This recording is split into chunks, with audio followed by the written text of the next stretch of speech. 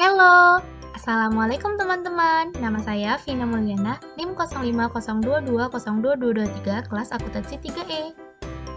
Sebelumnya, kalian pernah dengar tidak nama tokoh ini? Ya, Hasan al-Banna dan Muhammad bin Ali As-Sanusi al-Idrisi. Hasan al-Banna adalah pelapor kebangunan Islam dalam segala bidang. Jabatannya mulai 1928 sampai 1948. Dilahirkan di distrik Muhammadiyah pada tanggal 14 Oktober 1906 Masehi.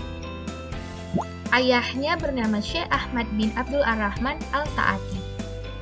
Wafat 12 Februari 1949, umur 4. Mari mengenal Hasan al-Banna lebih dalam lagi. Hasan al-Banna adalah salah seorang pemimpin ilmuwan dan taat menjalankan ritualisasi keagamaan.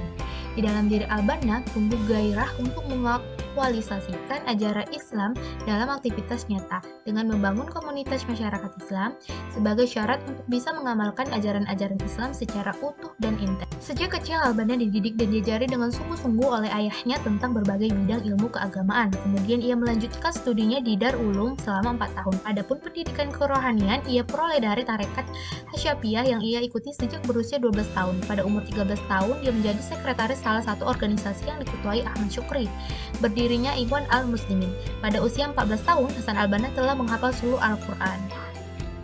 Tahukah kamu Hasan al-Banna juga pendiri organisasi loh, ya Ikhwanul Muslimin, yang didirikan pada tanggal 20 Maret 1928 bersama keenam temannya.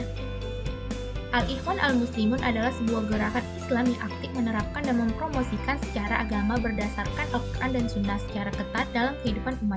Bagaimanapun ide-ide dan kepopuleran Al-Ikhwan al-Muslim tetap meluas, bahkan mampu menjalin kerjasama secara tidak resmi dengan berbagai badan dan gerakan Islam di luar Mesir. Al-Banna mempunyai bekal kuat untuk memperbaiki dan mempromosikan pendidikan agama. Ada 3 fase dalam gerakan ini. Yang pertama yaitu fase bercorak keagamaan dan sosial, yang kedua fase muslimin secara terbuka, yang ketiga yaitu pasang surut Ikhwan al-Muslimin.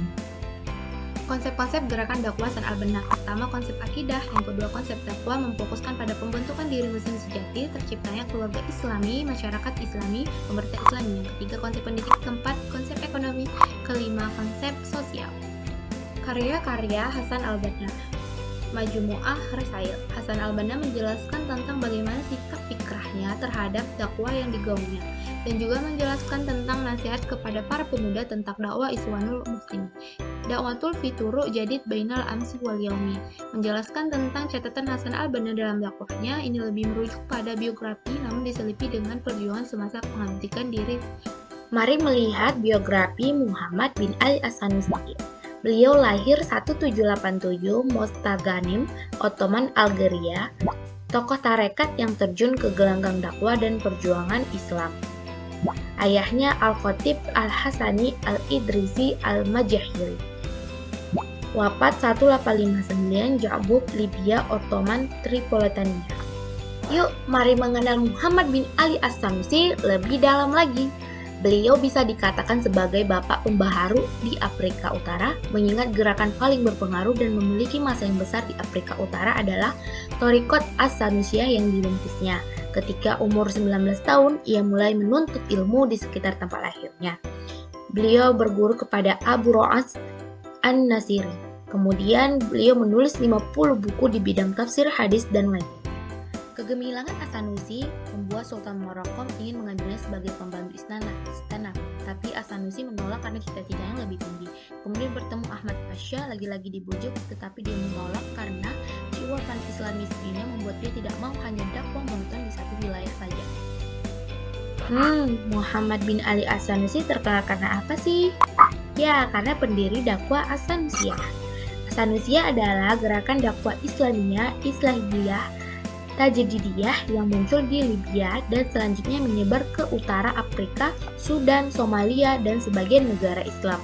Dakwah Sanusiyah berdiri di Libya pada abad 13 Hijriah atau abad 19 Masehi setelah pendirinya merasakan kelemahan kaum muslimin dan keterbelakangan mereka dari sisi agama, sosial, dan politik.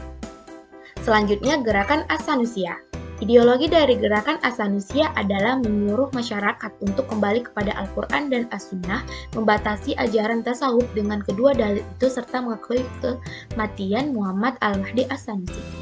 Tarekatnya bebas dari syirik dan kufarat. Beliau menyuruh kepada ijtihad dan memerangi taklid. Syekh Ahmad As-Sanusi bermazhab Maliki.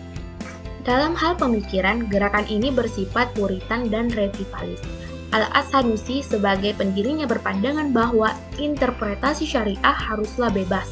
Ia juga menekankan bahwa umat Islam harus menghidupkan kembali akidah dan praktis Islam yang murni sebagaimana diajarkan oleh Nabi Muhammad. Selain mendirikan dakwah, beliau juga mendirikan zawiyat. Fun fact-nya, sepak terjang beliau di Mekah bukan tanpa kendala. Beliau kurang bisa mengembangkan gerakannya, dengan begitu ia mendirikan zawiyat karena mendapat pertentangan koalisi ulama di sana. Beliau terus menganjurkan pengikutnya mencari tempat strategis untuk mendirikan zawiyat. Beliau membenci sifat kemalasan sehingga zawiyat-zawiyat yang didirikannya tidak pernah sepi dan berbagai aktivitas. Thank you for watching. Assalamualaikum warahmatullahi wabarakatuh.